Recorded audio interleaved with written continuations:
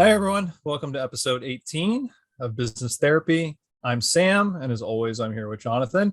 And today we're joined by a guest, Heidi Drauschak, who will give her own introduction. But I will say she is my wife, and she has agreed to come onto the podcast to discuss matters of business, personal process, and now governmental process, which is her area of expertise.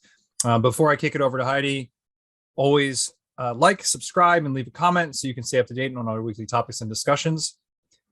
And with that, I'll kick it over to you, Heidi, to give kind of an intro of your expertise and where you're coming from. Cool. Thanks, Sam. Thanks, Jonathan, for having me. I am a boutique political consultant, which typically means nothing to anyone. But in practice, that means I am the managing partner at Antrim Gray Solutions, which is my own political consulting company. I work primarily in the democracy reform space. So that is everything from campaign finance reform to lobbying reform, basically figuring out what the government might look like or hopefully will look like in the future. In addition to my work with Antrim Gray Solutions, I am also the co-founder of an organization called Crowd Lobby, which is an attempt to reform the lobbying space by allowing a group of donors to crowdsource funds and hire a lobbyist just like a big business would. And yeah, that's pretty much the space I play in. So happy to talk anything government and see how it relates to everything you guys are discussing. Thank you much. Yeah, from our side, we're really excited to have Heidi with us today on the podcast because Jonathan and I have talking a lot about, consciousness and mindfulness in the personal space, translating to conscious business. But it doesn't stop there. Government is another type of process. And also, just as we'd say, be conscious and have conscious business, we'd love to have a conscious government. So I know it's an extremely broad topic, but we thought bringing her on, we could kind of expand from the private sector processes we normally talk about to maybe some public sector processes and see how there's some parallels between mindfulness and how they might actually apply to new government structures. Because I think government is definitely a hot topic today, especially with a lot of political movement and different things going on in the nation and abroad. So that's the loose topic that we're going to coalesce around today. So maybe, Jonathan, you want to kick us off with a little bit of start of your thoughts on governmental process as far as conscious business. Well, the first process, I'd like Heidi, maybe you could just expand on the lobbying process and what you're looking to change about it. Because I think if we're talking about processes and government, that really gets to the heart of a lot of possible good and a lot of possible bad. Or actually, I'm going to go and intercept. Before you even answer about lobbying. This is like The Voice. Yeah. Well, I actually was just thinking, I'm admittedly a big government dummy until I started dating and eventually marrying Heidi. And now I consider myself a little better versed. But for those in the audience who may not be as versed in government, maybe you could just give us a minute or two before we even start about lobbying specifically, but talk to us about government as a process and maybe how you see it, like at a very high level. Because I think lobbying is such a critical and fascinating part of our our governing process. But I also think just giving a little bit of a backdrop or context might help set the stage. Yeah, happily. So it's always interesting. I've always said this to people before, but I think it's especially relevant to our conversation. The US government is, in a lot of ways, pretty much the biggest business that currently exists on the planet and possibly has ever existed in, humanity as we know it. So when you think about it, we oftentimes, public sector, private sector, we often disassociate the two. But when you really think about it, the US government, takes in money, gives out money, is one of the largest, or I believe the largest employer in the United States. Affects so many different things, creates products, offers services. There's so many aspects that in a lot of ways mirror a business. So, again, I think that's an interesting context to kind of frame everything that we're talking about, because in a lot of ways, the US government is just an enormously large corporation. Some people would say with involuntary customers, which of course kind of makes it an interesting case study, because unlike everything else, we don't really have a choice whether or not we buy from the US government or not.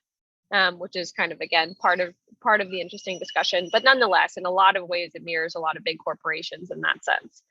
I don't really want to give everybody like a civics 101 on how the government is structured. I'm just going to assume most people understand the executive, legislative, and judicial branches.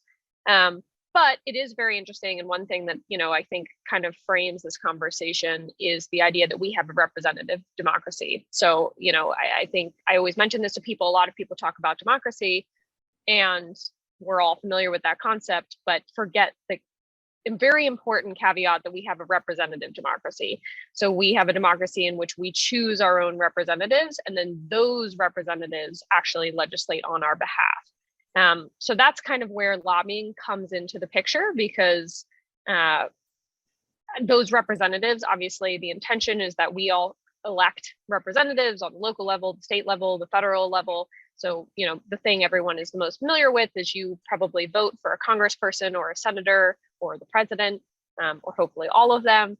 And that one representative has to figure out how to actually represent their interests of their constituents.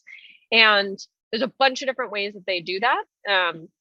You can call your representative's office, they get emails, some of them will do surveys, some of it's just from public polling. There's all these different ways that representatives actually figure out what they are representing. But that also includes business interests and personal interests and private interests. And so that's kind of the lobbying that we're typically familiar with.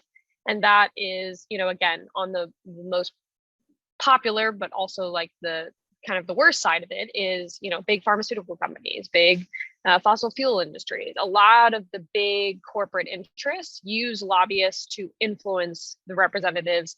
And again, I will kind of wrap it up here so I don't go too far into it. But one thing that's always very interesting is lobbying at its heart, if you actually explain it to people, is very similar to how we all interact with our government. Most of us don't have the time to be in the halls of government 100% of the time. And so the idea of hiring somebody to represent you is actually a pretty straightforward one, in the same way that, you hire a doctor because they have a specialty, or you hire a plumber because they have a specialty. You hire a lobbyist because they have knowledge about legislation and who to talk to, and how a committee works and where a bill's going to go. But of course, the biggest issue is lobbyists are extremely expensive. And so what inherently happens is, I would argue, the lobbying isn't necessarily the problem, but the access to lobbying is a problem. And so the people who hire lobbyists tend to be the big ticket donors, and therefore the representation is very lopsided. So Jonathan, I think to your question, or to your point about, kind of lobbying and where the reform is, I think, again, we can talk all day about whether or not lobbyists are good or bad. At a very minimum, we need to recognize that at least if they're going to exist in the system, everybody should have access to them. So again, that's been kind of the core belief that a lot of our crowd lobby efforts have gone to, which is to just say, look, let's not even bother arguing about whether or not they're good or bad, because they're here, and I think they're here to stay, at least in the short term, but we can give everyday people access to them. So you're optimizing that process. Attempting to, yeah. It's a complicated one, just because there's so many understandably conflicting beliefs about lobbyists. And, some people just think the system's so dirty, they don't want to get involved. Some people don't think it's effective. Some people don't think it's practical. They don't think you can hire a lobbyist. So there's, a lot of views about the system that kind of stand in the way of people really embracing it. But yeah, we're attempting to even the playing field a little bit. And also increases transparency. And that's a big one that we're always talking about, which is, when I will admit openly that there's been times in my life where I've been more disengaged from political process because, like Heidi mentioned, it is involuntary, and to a certain extent. The system will move with or without your participation for the most part. And that's not to encourage people to disengage from government or politics, but to say that, there's a level of, it's going to go whether you engage in a certain level or not. And when it becomes more opaque and there's barriers to entry to understand lobbying, to understand a lot of the governmental processes, there's not a lot of, I think, natural incentive to break through that lack of transparency. So I think anything that is kind of improving the governmental process through pure line of sight and a lot of extra vision and transparency, like we talk about in business and personally, that will go a long way to help optimize the process naturally also. Heidi, you had mentioned representative government. So we have elections where, and Sam started alluding to, less than 50% of the people are even voting. You said in lobbying, it's hard sometimes to get people to care enough or to think that they're going to make a difference. Is it broken? Is the process inherently broken? Because inherently, if government's about representing people, or at least ours, and people don't feel like they're being represented enough to even get involved, where's the system? Yeah, well, this is kind of the interesting question that gets asked. And this feel like where to start. With the problem with the representatives is the problem with the people being represented. Is the problem with the politicians or the voters who keep electing said politicians? It's like companies always say, like you mentioned, the works, when a company says the work's great, but the clients are terrible. Are terrible. Like the government's great, but the people are terrible. Well, and it's funny because I've seen both sides of this, of course. I mean, we're constantly hearing complaints and watching the reality that is people be frustrated with, the government and government processes. But you're saying less than 50 on a local level. I mean, we're talking teens. We're talking, 10% of the population might get involved. So, again, you could look at that problem both ways. You could say, well, people are disillusioned and they're not getting involved because they don't feel like they have a voice. You could go the other way and say, well, if they keep getting away with it, why would politicians stop doing, all the nonsense because nobody's holding them accountable? A lot of systems have dealt with this in different ways. So, some countries have just mandated voting. That's one thing that proponents argue, is just to say, look, everybody has to vote. And then if you have to vote, the theory goes, then people educate themselves more. They spend more time actually figuring out, but, then there's a liberty and kind of a freedom argument there, which is like, well, if people do, to Sam's point, want to disengage, that in and of itself is a choice. Yeah, there are countries where they have like 110% of the population votes. Yeah, that's true. Sometimes all for one candidate. Actually, I was about to say. Yeah, I mean, and again, obviously there's a lot of different ways. I mean, government is really interesting because similar to business, we can look around the world and there's, 186 plus versions of this that we can kind of look at and see. And, and that's on the national level. Once you start to get into local and state level governments, I mean, there's thousands of ways people have tried to do this system. I think personally, I think the reality is probably a little bit of both. I think, and we're feeling that right now, where citizens are, there's so much more civic involvement right now. People are being, we had really high presidential turnout. Even on the local level, turnout is increasing. People are more clued in because of the news. Again, you could argue a lot of people are clued in because they're unhappy, but nonetheless, there's more involvement. But this when is, you say more involvement, though, you're talking about like it hovers a little bit above 50%. Yeah, I mean, I think, we have seen, like great turnout is like 62%. So that means like almost half of the population is still not showing up. And that's, almost 40% of the voting population. So yes, always have to kind of caveat everything with like, if 100% of the country actually participated in government, our government, at least this political scientists tell us, would look drastically different. The political makeup of the country would look different. Who was elected would look different. Things would look very different. So yes, there is a huge aspect of just like only about half of the voting population is actually participating, which is different. But again, and this is kind of an interesting question, and I'd be curious to get your guys' take on this from kind of a process lens, is in the government space, people always equate more citizen involvement with like a better working system. So we're always talking about like, you hear about this all the time, like vote, talk to your legislators, get involved. Like people are really promoting civic engagement.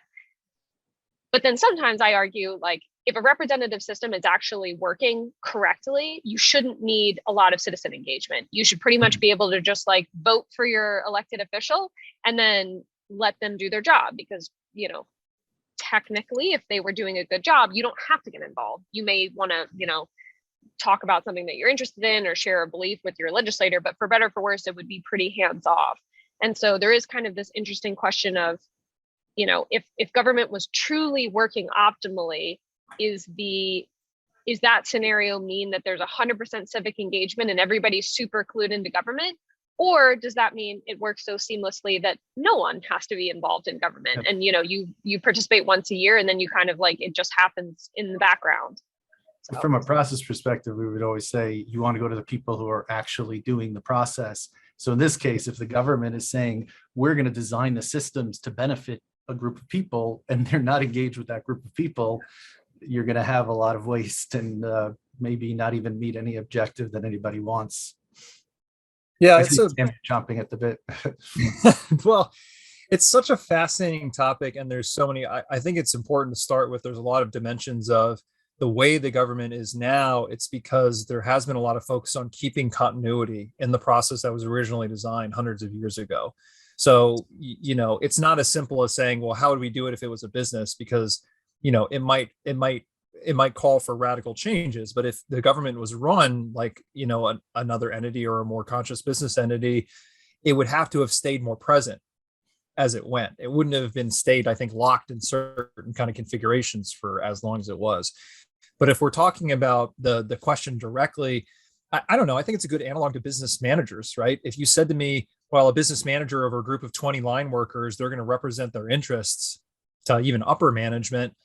I mean, you would never have an analog argument or analogous argument of, well, that middle manager doesn't really need to talk to his people if he's doing his job right. He should be able to understand what they need, and through other data points or however he's going to do it, and go and kind of go to bat for the team without really having a pulse check or having the team check in.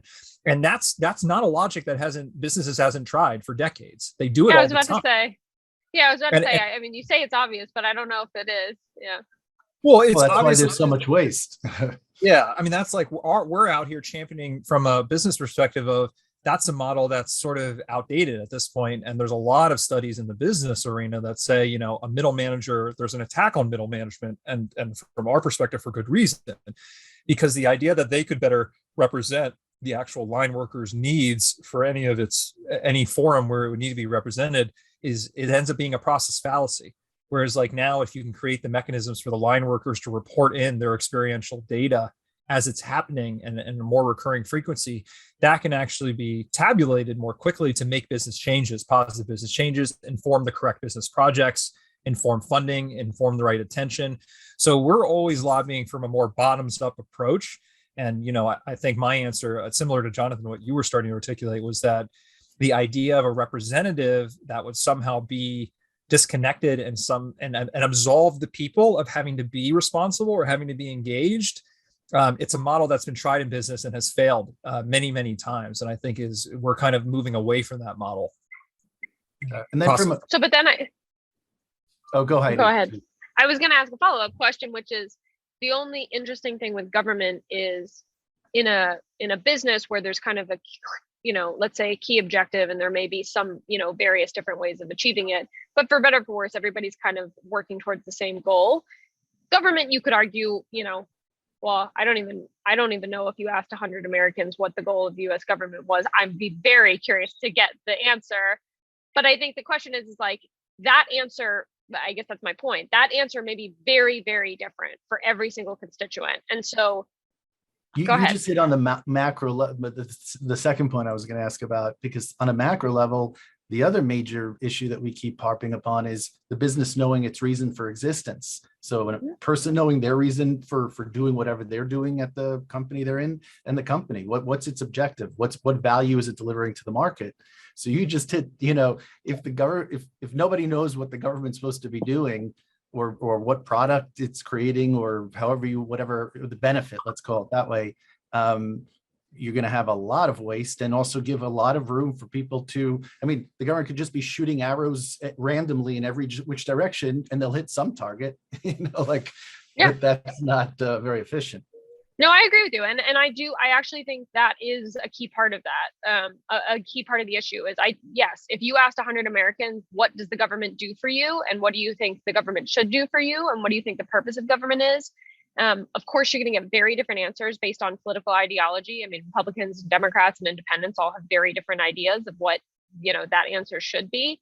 But I think even beyond that, on a personal level, I think people have very different answers. And so, for one person, it might be, I have public health care and I have public education and, all of these various things. You may go to someone else who lives in a totally different area and says, look, I don't have any participation in that. I go to a private school, I have private health care, but, it's regulatory aspects that really affect me. And those are just two examples. But I do think I've talked about this a lot. So one of the big things I advocate for is tax transparency, because At the end of the day, again, if we want to talk about like the actual purpose of business, in my mind, the clearest way you can distill that is just money in, money out. Like, how much money does the government collect and how much money does the government spend and on what does it spend it? And that is something where, again, there's an enormous amount of opaqueness. Again, these studies have been done and I've seen them. They've asked Americans, where do you think your tax dollars are going? And not only are Americans terrible at figuring or like guessing where their tax dollars are going, but interestingly enough, when you ask Americans where you think your tax dollars should be going, like if, they say like, okay, you had $100, what would you spend it on? The irony is that despite no matter what, whether you're a Republican or a Democrat or an independent, most people actually agree on those numbers. And so they have studies where they'll say like the average American, if the US government had $100, they would spend $20 on education, $20 on security, so on and so forth. And so I think if you can that's one of the first spaces where if you could bring transparency, like Sam knows this, I'm a huge advocate for like a tax receipt. I think every year you should get a receipt after you pay your taxes. It says this is exactly where every single dollar that you went to, and both in broad categories and in specifics, because I think it would change the conversation. Because instead of then talking about political ideologies or, all the like buzzwords that get everybody upset, we would just be talking about like, okay, every 23 cents to the dollar gets spent on security. And I think that number should be smaller or larger. And then we would talk in like real practical decisions, which again are kind of like, everybody forgets about it, but like that's the main function of the government, is to basically collect a bunch of dollars and then figure out where to spend it. So I wonder how those studies would go if you made it about very specific people. So if you told somebody, I'm going to take 40% of your money and I'm going to give it to Bob over here, or how much of your money should we give to Bob so he could deal with these other things? And I think then, then it becomes a lot more clear what the calculation is here, because people are creating value.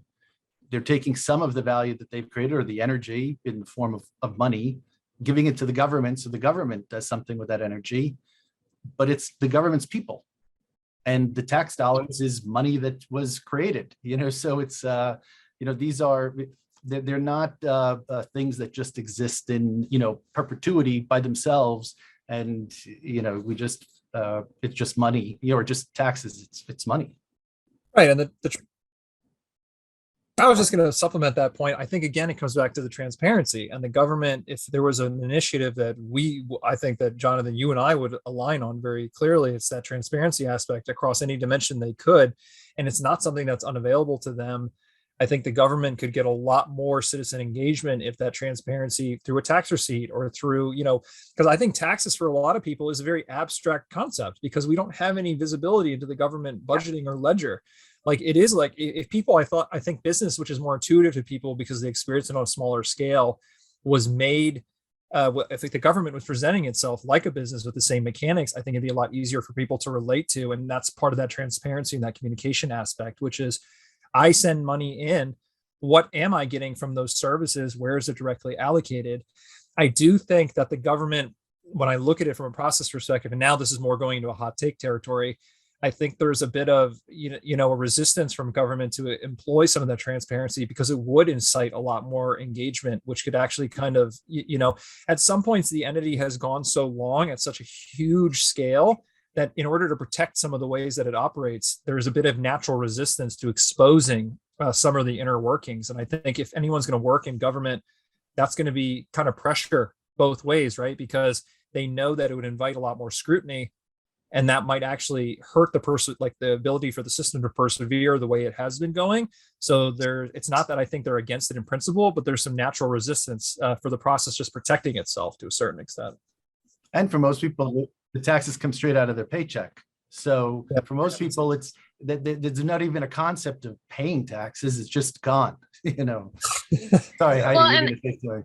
No, that's okay. And I was going to say, obviously, to your earlier point, Jonathan, it is obviously there's two kind of camps here. Progressives typically tend to side on like government can fix problems that no one else can. Conservatives tend to fall in the line of like government just wastes your money and does things worse than the private sector can.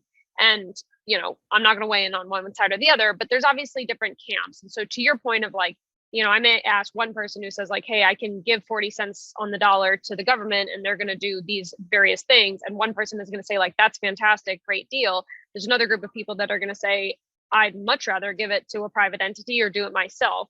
So you're always going to have kind of those forces that exists in every government. You're always going to have progressive and conservative forces that are kind of pulling. And in a lot of ways, that's kind of the beauty of the system, because they constantly, by being diametrically opposed, they tend to actually moderate things and have them, go at a more steady pace.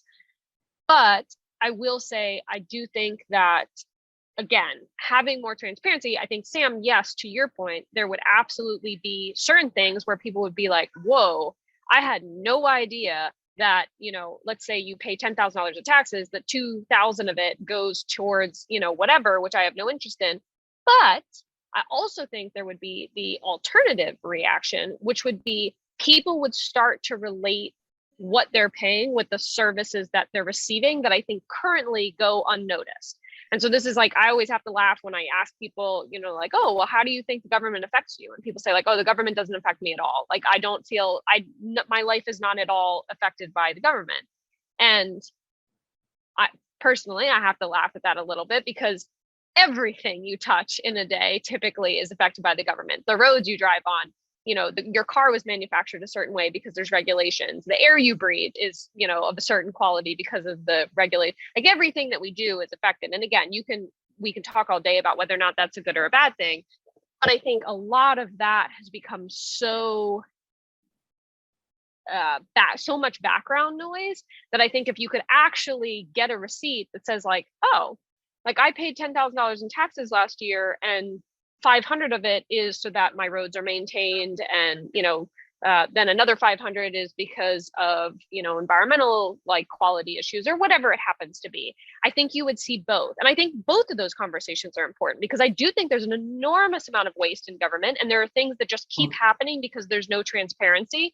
And that, to Sam's point, I think would, like, if people started getting a tax receipt next year, there would be some hard conversations, because there would be people being like, what the actual heck is going on? Like, I cannot believe these dollars are being spent. But I also think there would be a lot of people that wake up and say like, oh, like, I guess to be fair, like, these are very tangible benefits that I had never actually equated with my taxes. And now I'm suddenly realizing like, oh, when I write that check in April, it's for these things. And so I think a little bit of both would happen. Well, with 7% of the workforce working for the government or so, and with the trillions of dollars that they're given, that they have to get some things done. The question is, are they spending the money on things that will get them elected, or are they spending the money on the things that, if it was transparent, that people would say, wait, it's a better use of the money if it goes here, to a specific place.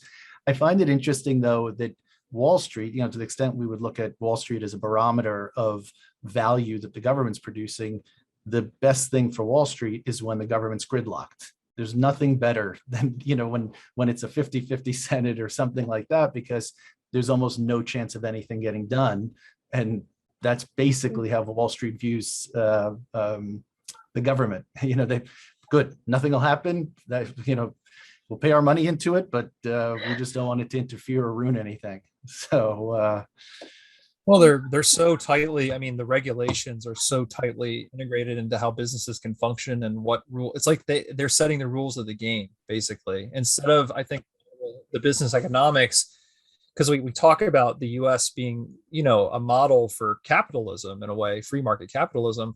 But I think if you, in my opinion, at least, if you look at the way that the processes are intertwined, it almost gives businesses, the government's container of regulation and compliance that they control, almost gives some response, like it gives some agency to the businesses to look at it more as a game that they can play within the systems of, instead of being fully conscious about how am I impacting the environment, how am I impacting my market?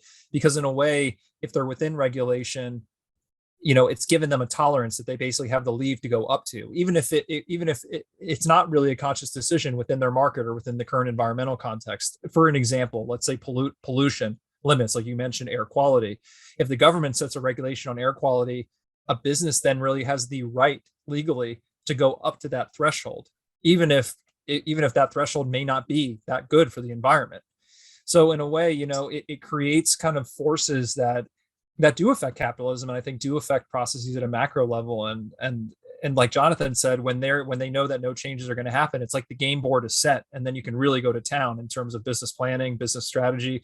So I'm not really commenting on that directionally. I'm just saying that it does create an interesting dynamic, and you look at how all the processes are intertwined between government and business, and it's really sets up an interesting stage. Well, but that's when you look at like when they tried changing the tax code, getting rid of a deduction or something to make the tax code simpler or more transparent. It's almost impossible because whole sets groups of workers and whole ecosystems exist based on a certain deduction, like the mortgage deduction or something like that.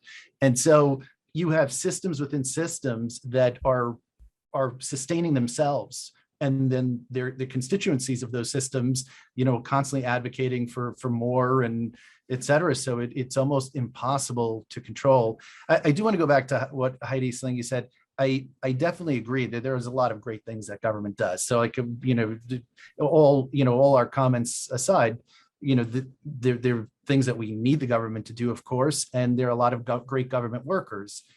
I would just say that on average, if I go to the motor vehicles department, I have a good experience. I'm always pleasantly surprised, as opposed to, there's an expectation of, a service level agreement or something like that from a service that I'm going to get. But definitely a lot of great work that the government does, and a lot of very passionate people that, really do care. So. Well, and just, you go ahead, Heidi. Then I want to throw a question at you. Okay. Yeah. And I mean, it's funny because I think there's even that, I mean, there's nothing inherently democratic or you could say there's something inherently bureaucratic, but, a lot of, kind of what you're talking about of like the comical, like we all know going to the DMV is always a nightmarish experience.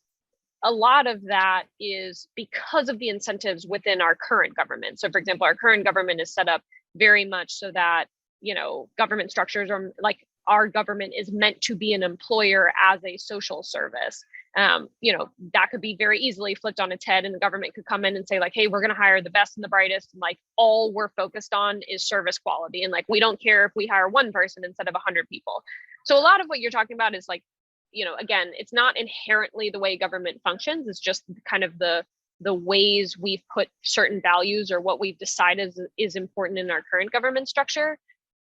But I do want to comment on what you earlier said, which is the whole like business thing, because it's funny because I think, again, we oftentimes view business and government as like two diametrically opposed entities. And the funny thing is exactly what you're saying, huge swaths of the government. And this is kind of what Sam was saying with the regulation, huge swaths of government only exist because business refused to let them go away. Like we know, like your whole point about tax deductions, almost every single tax profession, or I shouldn't say tax professional, tax academic, like people who study this thing can tell you like there is a better tax system. We know how to do it. Other countries have done it. You can read whole books on like what it would look like. But every single time they try and do it, to your point, like the mortgage companies come out, the tax filers come out, the huge industries that have come about because of these regulations. And so it's kind of interesting because Sam and I talk about this a lot of like, is it the government that's allowing business to kind of run amok, or is it the businesses that are like forcing government to run amok? And so again, I think I'm trying more and more to view it less as like two things that like who's better or who's worse. And unfortunately, I think a lot of times it's just like they both sometimes work together to, I would argue the United States is one of the most impressive things humanity has ever done. So they obviously sometimes work together to create amazing things, but there is an enormous amount of things where they kind of like benefit each other in kind of horrible ways that wouldn't happen if you could just look at one entity individually. 100%. But the big difference in a business is if it starts creating within a business too many fiefdoms and too much politics and lack of transparency and whole groups that exist that are inefficient, the business goes out of business. At some, the scale, the timeline of that business is very knowable and predictable. Whereas with the government, it's there's you can have anything you want as long as it's the government, there's no choice. I mean, I would argue, I hear you. I mean, I would argue like I think the same principle probably exists for the government. It's just so big that timeline is different. I mean, democracies do fall. Like, they fall all over the world. They have been falling. We've watched them happen in the last, and again, the United States government is on a scale that is larger than a lot of them. But there's nothing inherently, like, if the entire United States decides that it's displeased with the government, I mean, you could argue maybe the military, but I mean, our military is still filled with the United States citizens. There is, the government's not too big to fail, I guess is my point. And so there are, I would argue, like, right now, the benefits still outweigh the negatives for most Americans. Is that going to be the case in our lifetime? I hope it continues to be that way, but I don't know. I don't necessarily believe that the only reason the government is existing is just because of, like, it's too big to fail. And if everybody had the choice, they would do away with it. Like, I do think it still follows some of the same principles that business do, which is, like, if we all really woke up tomorrow and decided this wasn't worthwhile, like I said, the US government, just like most democracies, can come to an end. Again, personally, I hope that doesn't happen in my lifetime, but very ominous comments from Heidi over here. Quoting Heidi on the podcast, forecasting the end of the US government, perhaps. I do not think or hope that will happen, but I'm just saying I don't think it's safe to just say that it can't happen, is all I want to point out. Right.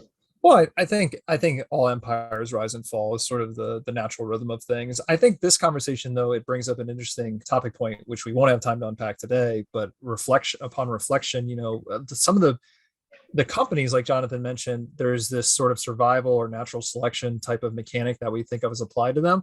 But even Jonathan, you and I have talked about many times how there's a certain point where businesses get so big, they kind of become merged in like a toxic codependence with government, where even they become almost like a mini government, and they start, when you get big enough, like you're in the Fortune 100 or Fortune 500, and you start to have so much money that you can impact politics through lobbying, and that you're kind of in the regulation, and your business is interwoven with a lot of that type of process and macro level behavior, they also are hard to go down. Like, they also start to look more like a mini government, where they can sustain tremendous amounts of waste, and they kind of carve out their own ecosystems within regulation, within compliance issues, and they kind of live in those spaces. So I almost think it's an interesting evolution. Like, on a continuum, you have sort of a bottom tier of very competitive business organisms that are very much under pressure to survive, and then you eventually can get bloated enough where they start feeding on the sort of mutual codependence with government, where they can start to play in that space, and then they also have a tremendous amount of capacity to absorb waste before they go down too. I'm talking about those bigger corporations. Well, we've established that at least for a whole class of activity, people are accepting 70% waste, complete 70%. Yeah. So I guess it would have to get past 80, 90 before anyone will take, some serious notice, other than writing some articles in the trade journals. So I think at the end of the day, the question is, how much is it clear what the waste is, and have you hit beyond an intolerable point? Well, and again, not to bring it full circle here, but I do think that that's part of where, again, most Americans probably couldn't tell you what their local government does versus what their state government does versus what their federal government does. And think about that mouthful. How 3 layers of government hitting every single person. Well, but I mean, it's true, and they all touch your pocketbook, and they all do different services. And in the same way that you guys, I think, are oftentimes advocating for the decentralization of a lot of businesses, because in the same way that I think, you guys would argue having a few behemoths in the corporate setting also doesn't make a lot of sense a lot of times, especially in the top-down structure. Again, I think if people, and this is, again, is it the voters, is it the politicians, is it the government, is it the people in the government? If you could really sit down and say, okay, here's what my local government does, here's what my state government does, here's what my federal government does, and I think my local government would actually be a lot more effective, and so I want more of my dollars to be going to my local government. That's a conversation we could be having, and we could be saying, okay, every year when my $10,000 leaves my pocketbook for taxes, who do I want focusing on what issue, or at all focusing on issues? But like I said, this is kind of a chicken and the egg thing. You start going into the local level, and like I said, now we're talking like 8% of the population might be involved. I mean, most people don't even know what their local government is or who represents them. And so I think, I think there's a really good argument to be made of, like, as we kind of decentralize and pull things. Being able to assign where their money goes, I mean, that would be an amazing step in the right direction. Yeah, just more control, more autonomy. It's going to promote more, I think the government, a lot of times, like we've been saying throughout, they want more participation. We measure success in a way on the interface of how much citizens can participate, because in a way that's one of the only interfaces that we have, interfacing as citizens to elect our representatives. But then to a certain extent, they don't want people to play too hard or too far into that process in terms of like going beyond the representatives, or actually being able to pick where the money goes, or being able to select which services, because the system's not really built for that level of granularity or control. So I think there's a lot of push and pull there that we're going to see. And especially with technology and the government. I mean, I have, like Jonathan said, I will say the last, decade, I have been impressed with, the USPS integrating a lot more new technology, keeping up with their private analogs. And, the DMV even has really picked up their game from like the 90s, where a lot of the stories came from, where you'll wait there for 6 or 7 hours and you couldn't get anything done. But still, yeah, I mean, I think they, like businesses we're talking about, there's a too big to fail mentality. And as you suggested, when you're talking about conscious business, we don't really support a lot of activity for its own sake, or because they're so big and they become these black hole companies, or the government obviously being the biggest company, if you want to put it that way, where they just have so much momentum. And instead of focusing on trimming, it is really just like this massive boulder rolling down the hill to an unknown endpoint in some ways, or at least I would say that from a high level perspective. There's one point I definitely want to make is, in a lot of our podcasts, our conclusion oftentimes when it comes to activity that's going on in business is it would be far better if people did nothing. So there's a lot of instances where people should just stop what they're doing, because can't possibly succeed, or they don't even know what they're trying to accomplish if you really drill into it. And the problem is, just like we said, let's say with a CEO or anybody who's in charge of directing resources, it's very hard for them to do nothing, because then it has the appearance that they're doing nothing, even if that's the best choice. In politics, it's even more so, because for a political person or a person in politics to go ahead and say something like, yes, I know it's a problem, but we're mature adults here and we can't solve every problem, so we're not going to do anything about it because it would be a waste of our time to even try. They might as well just say kiss goodbye to the next election, So I think that it's definitely a major breaking of let's call them the Truval principles. Well, and to kind of, I think I guess, I obviously am a big proponent of involvement, at least on the citizen level. But I mean, I think, of bringing consciousness to everything, that is a perfect example. People need to start, like, and this is, I always say, like, I spend half my time furious at the government and the other half the time furious of the people who like refuse to hold it accountable. It's like the average voter, if a politician says, I thought about it, and honestly, I met with a bunch of people and I talked about it, and I went home and I discussed it with my constituents and my family, and you know what? I changed my mind. I actually think that, like, this is the better way to go forward. Like you said, not only would they lose their last election, good luck getting anything done in your. And so the problem is like, and again, that's not the politician's fault. That's because the voters are refused to actually accept anything like that. And so I do think, again, in the same way that we can be conscious consumers and you can choose where to put your dollars and you can choose where to send your business, it's the same thing with business. And I do think, again, it's going to have to come from both sides. I think that there's a lot of things that the government has to change and a lot of things that they're going to have to bring transparency to if they want, like, people to be okay with them continuing. But I also think we as citizens have to start asking ourselves, like, okay, why am I like upset with the politician who's a flip-flopper? Why am I upset if a politician, like, to your point, wants to just sit on an issue because, solving world peace is probably impractical? And so I do think there's some accountability that has to go on that end as well, because I think in a lot of ways, and it's understandable. I mean, again, we're involuntary members of the government. And so I think that inherently breeds a certain amount of just distaste constantly. But I do think if we're going to be part of it, that people have to give some conscious thought into, like, what do I expect of the government? What do I expect of my elected officials? What's the point of all of this? And then, how do I approach it with that? So Plato, all the way back, before government got to what it is today, one of his, and I was trying to find the quote, but there's definitely, he has several quotes on this, that when you refuse to, or you don't participate in government and being part of that process, you get, you get the result that, you can't really complain about. So I'll try and find the quote, but it immortalized that perspective.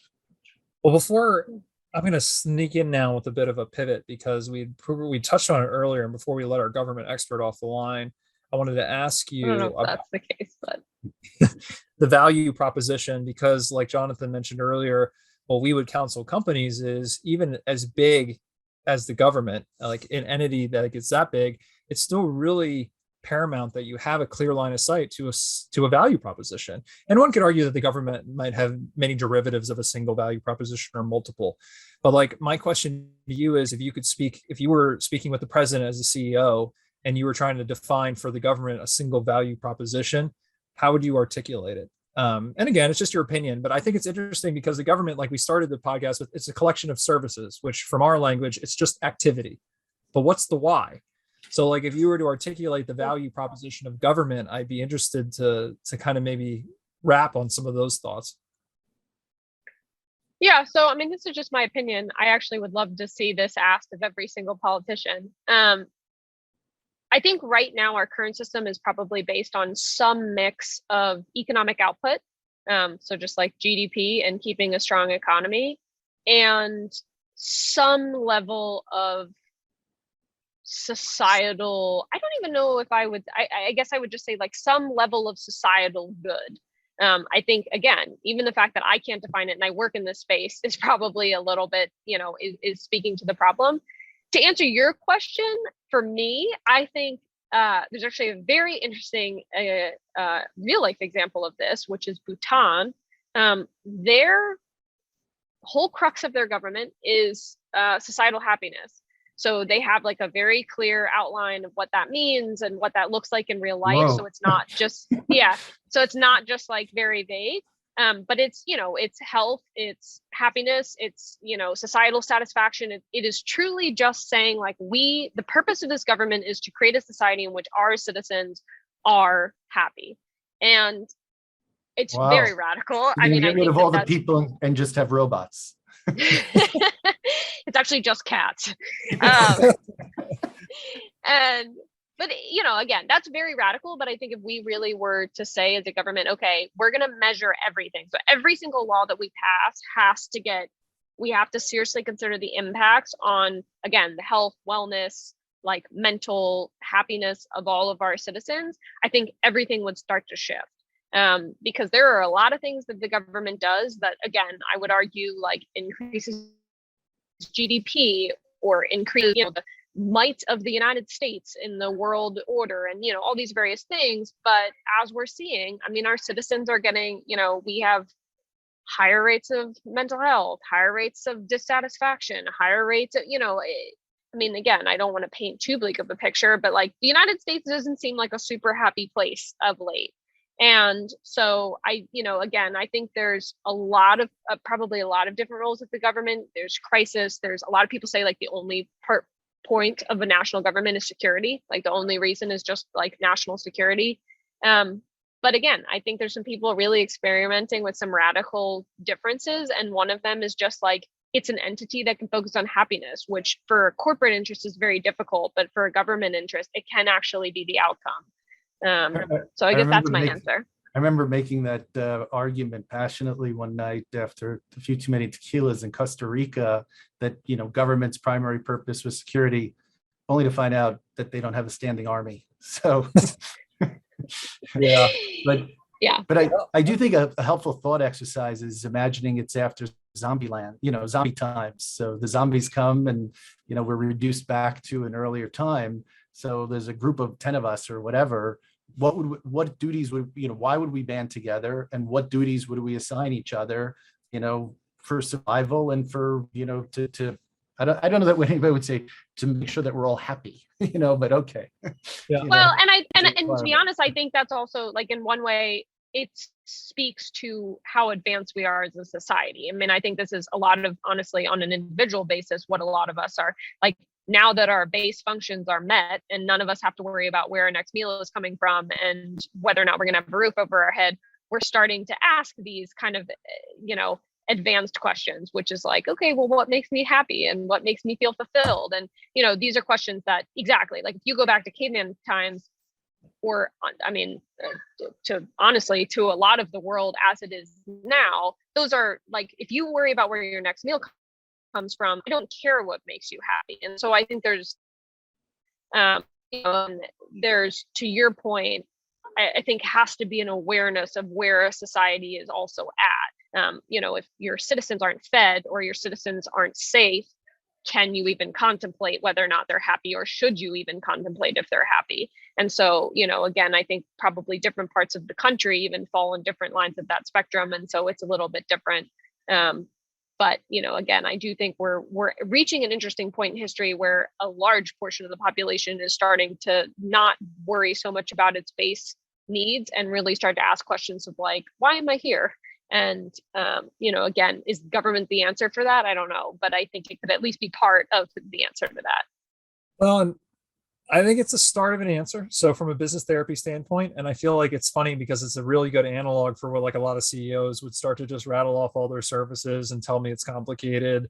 But I think, it's a good thought for us to wrap on, which is, even the biggest companies in the world, I think having a clearly articulated why and a vision statement or like a value proposition, because you can always expand and iterate from there, but to start there, I think what we're really calling for is we need to get the president in here on the Business Therapy podcast, talk about a clear value proposition for government. I think that would be a good follow-up.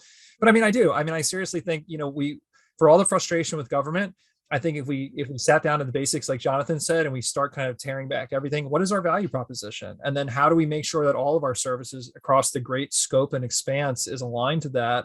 It'd be kind of how we would look at it from a process lens. And I think that'd be a good start. And I think the points you brought up are fantastic and they're all coalescing, but I do feel like it's got to be out there. If the government is a single entity and we're going to keep pretending it's a single entity or saying like confirming it is, like not even pretending necessarily, it should have a clear value proposition and should have alignment. And then that everything can flow from that.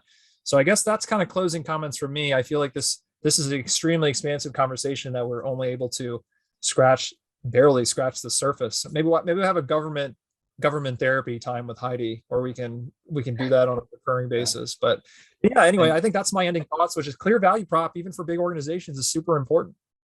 And thank you, Heidi, for joining. Made it for a great conversation and gave us a lot to think about. So really appreciate you coming on the podcast today. Yeah, of course. Thanks for having me. And that will be it for today then. So thanks for joining us, and we'll catch up next week.